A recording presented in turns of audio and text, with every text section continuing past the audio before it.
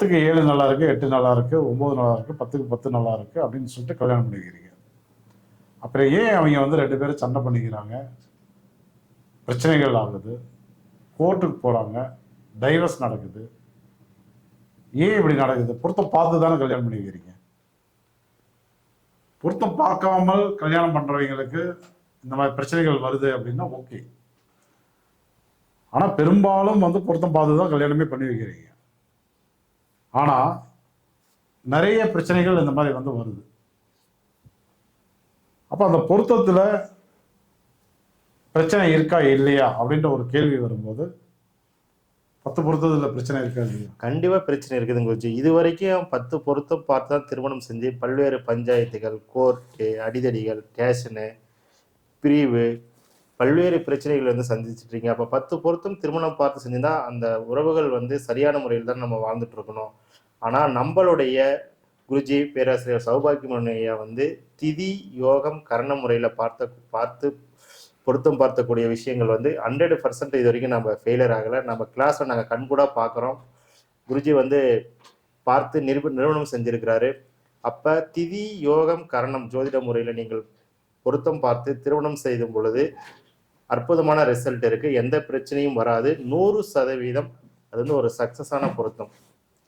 Okay. இப்போ திருமண பொருத்தத்தில் முக்கியமான விஷயம் என்ன அப்படின்னு கேட்டிங்கன்னா, நாம யோகங்கள்.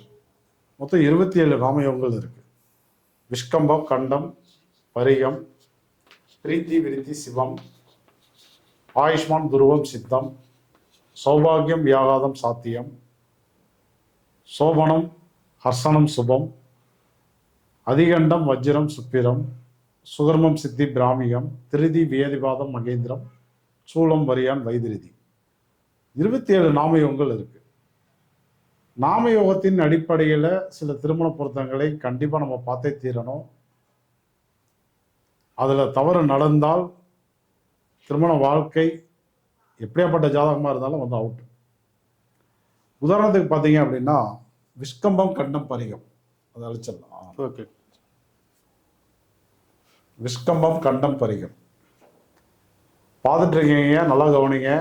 உங்களுடைய குடும்பத்தில் மகனோ மகளோ பேர குழந்தைகளோ திருமணத்துக்கு வந்து தயாராக இருப்பாங்க. மீண்டும் நீங்களும் அதே 10 பொருத்தம் பார்த்து தப்பு பண்ணாதீங்க. அப்படி மீறி பண்ணீங்க அப்படின்னா அது உங்களுடைய தலையெழுத்துன்னு விட்டுற வேண்டியதுதான்.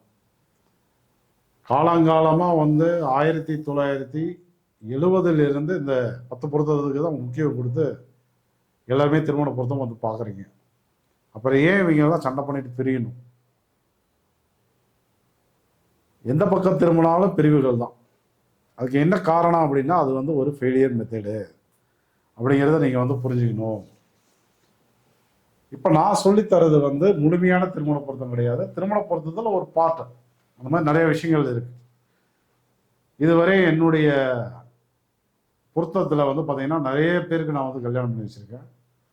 எல்லாருமே வந்து சூப்பராக நல்ல யோகமான ஒரு குழந்தையை வந்து பெற்று 1, 2, 3 குழந்தைகளை வந்து பெற்றுக்கிட்டு வாழ்க்கையிலே தேவைக்கு அதிகமான செல்வங்களை வந்து சம்பாதிச்சு வீடு வாகனங்கள் அப்படியே வந்து நிறைவாக வந்து வாழ்ந்துட்டு இருக்காங்க, எந்த வித குறைபாடுகளும் இல்லாமல். அதில் நான் பயன்படுத்துகிற விஷயங்களில் ரொம்ப ரொம்ப முக்கியமான விஷயம்தான் இந்த நித்திய நாம யோகங்கள். உதாரணத்துக்கு பார்த்தீங்கன்னாக்க விஷ்கம்பம், கண்டம், பரிகம் இந்த 3 நாம யோகத்தில் பிறந்தவர்களுக்கு சனின்ற கிரகம் யோகியாகவும் சந்திரன்ற கிரகம் வந்து அவயோகமாகவும் வந்து வரும். இப்போ இதில் வந்து வளர்பிறையில் பிறந்துட்டா குரு பகவான் வேற கெட்டு போய் வருவார். குரு மட்டும் எழுதணும். குருவும் வந்து கெட்டுவார். இப்போ விஷ்கம்பத்தில் பிறந்து கண்டம் அல்லது பரிக நாமயோகத்தில் பிறந்த ஒருத்தர் வந்து கல்யாணம் பண்ணிக்கிறாங்க, அல்லது பரிகத்தில் பிறந்து விஷ்கம்ப கண்ட பரிகத்தில் பிறந்த யாரோ ஒருத்தர் வந்து கல்யாணம் பண்ணிக்கிறாங்க. இதே நாமயோகம் 2 பேர் பிறந்து கல்யாணம் பண்ணிக்கிறாங்க அப்படின்னா அவங்க வாழ்க்கையில் என்ன நடக்கும்னு நான் வந்து சொல்கிறேன் பாருங்க. யாராவது அப்படி கல்யாணம் பண்ணியிருந்தீங்கன்னா பாருங்க, இப்போ சொல்கிற பலன்லாம் வந்து மிக சரியாக இருக்கும். ஃபர்ஸ்ட் வந்து என்னன்னா, பணத்துக்காக நிறைய கஷ்டப்படக்கூடிய சூழல் என்பது உருவாகும். 2 பேருமே பணத்துக்காக நிறைய கஷ்டப்படுவாங்க. யோகமான குழந்தை வந்து கிடையவே கிடையாது. 2 பேரும் வந்து சேர்ந்து என்ன பண்ணுவாங்க அப்படின்னா, சொல் பேச்சு கேட்காத 2, 3 குழந்தைகளை வந்து பெற்று வச்சிருப்பாங்க. நிறைய மன உளைச்சலுக்கு ஆவாங்க. கடைசி காலத்தில் குழந்தைகள் பார்த்துக்குமா அப்படின்னா கண்டிப்பா பார்த்துக்க மாட்டாங்க. 2 பேர்லையும் தங்கம் தங்காது. கடன் கேட்டால் கிடைக்காது. கடன்ல மாட்டிக்கிட்டா கடனை அடைக்க முடியாது. சொந்த தொழில் பண்ணா தோத்து போயிடுவாங்க. வேலைக்கு போனாலும் போற இடத்துல சரியா சம்பளம் வராது. அடிமை வேலை, மிக குறைந்த சம்பளத்துக்கு வேலை பார்க்குற மாதிரி ஒரு சூழல் என்பது உருவாகும். சாப்பாட்டுக்காக கஷ்டப்படக்கூடிய ஒரு சூழல் என்பது உருவாகும். நல்ல துணிமணி இருக்காது.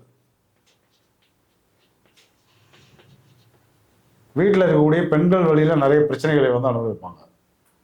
மாமியார், நாத்தனா, இந்த வழியில வந்து பார்த்தீங்கன்னா இவங்க குடும்பத்தில் அவங்களுடைய ஆதிக்கம் வந்து அதிகமாக இருக்கும். அதனாலேயே வந்து பிரச்சனைகள் வந்து அதிகமாக போயிட்டு இருக்கும்.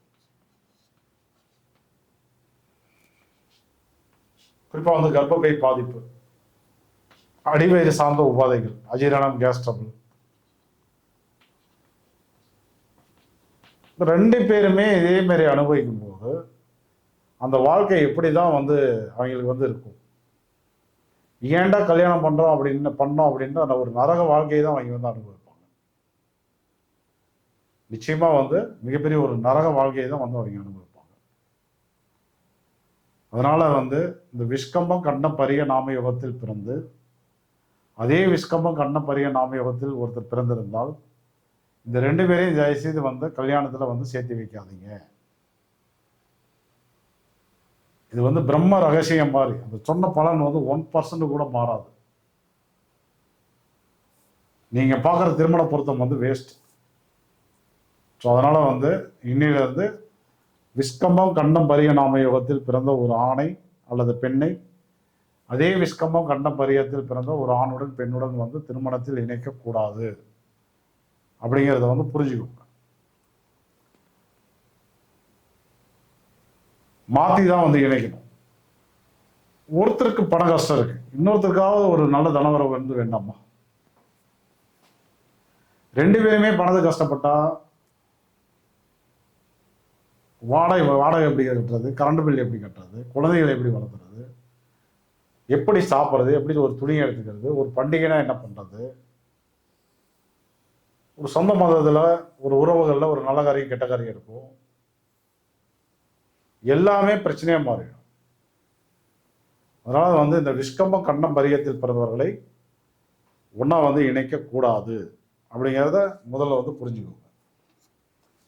இப்போ அடுத்தது பிரீத்தி விருத்தி சிவம் நாம யோகம். பிரீத்தி விருத்தி சிவம் நாம யோகம். இந்த பிரீத்தி விருத்தி சிவத்தில் பிறந்த ஒருத்தரை இன்னொருத்தர் பிரீத்தி விருத்தி சிவத்தில் பிறந்திருந்தால் இது வந்து நாம யோகம். பிறந்திருந்தால் இணைக்கவே கூடாது. அப்படி இணைச்சிங்கன்னா அவங்க வாழ்க்கை நல்லாவே இருக்காது. எப்ப பாரு சண்டையாவே இருக்கும். இவங்க ஒரு குச்சி எடுத்தா அவங்க ஒரு கல் எடுப்பாங்க. அவர் ஒரு கல் எடுத்தா இவங்க வந்து கத்தி இல்லைன்னா குடலை தூக்குவாங்க. அந்த அளவுக்கு வந்து 2 பேருக்குமே வந்து பயங்கர கோபம். ஒரு கணவன் மனைவி இருக்காங்க, ஒருத்தர் கோபம் வந்து ஒருத்தர் அமைதியா இருந்தா நல்லா இருக்குமா, 2 பேருமே கோவப்பட்டா நல்லா இருக்குமா? யோசனை பண்ணி பாருங்க. 2 பேருமே கோபம் வந்தா நல்லா இருக்குமா? 2 பேருக்கும் பொய் பித்தலாட்டம் இருந்தாக்க வாழ்க்கை வந்து நல்லா இருக்குமா? இந்த பிரீத்தி விருத்தி சிவத்தில் பிறந்தவர்களுக்கு தான் அந்த மாதிரி நடக்கும்.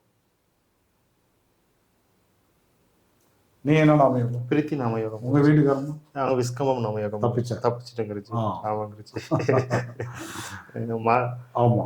ஏன்னா இந்த 2 நாம யோகத்துக்கும் வந்து புதன்ற கிரகம் யோகம், செவ்வாய்ன்ற கிரகம் வந்து அவயோகம்.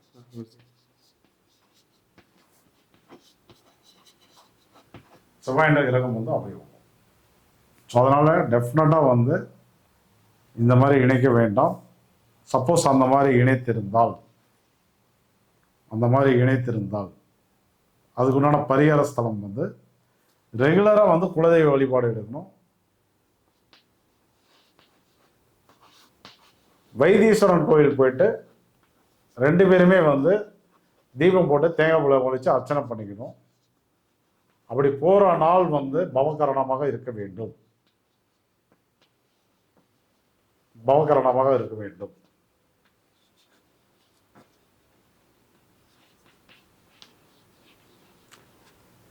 அப்படி யாராவது கல்யாணம் பண்ணியிருந்தீங்கன்னா எனக்கு கால் பண்ணுங்க. அதுக்குண்டான தீர்வுகள் வந்து பண்ணிக்கலாம். நம்ம வைத்தீஸ்வரன் கோயில் போயிட்டு வந்தீங்கன்னா கண்டிப்பாக உங்களுடைய தோஷம் வந்து நிவர்த்தி அடையும். ஆனால் ரெகுலராக வந்து குலதெய்வ வழிபாடு எடுக்கணும், அதை மறந்துடக்கூடாது. அதே போல் உங்களுடைய உணவுகளில் வந்து இந்த தேங்காய், இளநீ, பப்பாளி பழம், அன்னாச்சி பழம்,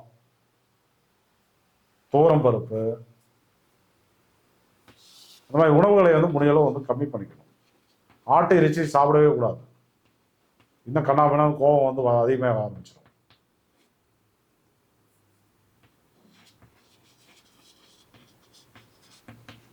மலர் மருந்துகளில் வந்து செர்ரி பிளம் அப்படின்ற ஒரு மருந்து இருக்கு.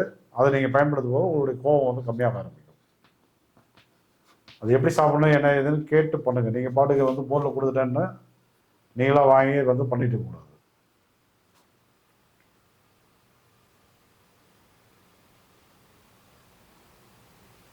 எக்காரணத்தை கொண்டும் இவர்கள் இருவரும் வந்து முருகன் கோயில் பக்கம் போயிடவே கூடாது. போனாங்க அப்படின்னா இன்னும் கோபம் வந்து அதிகமாயிட்டே போகும். சரிங்களா? ஓகேங்க. ரைட். இதுக்கு கட் பண்ணலையே அது? பண்ணலைங்க குருஜி முன்னது. அது கட் பண்ணணும், ஒவ்வொன்றுக்கும் கட் பண்ணணும். ஓகேங்க குருஜி, பண்ணிடலாம் குருஜி.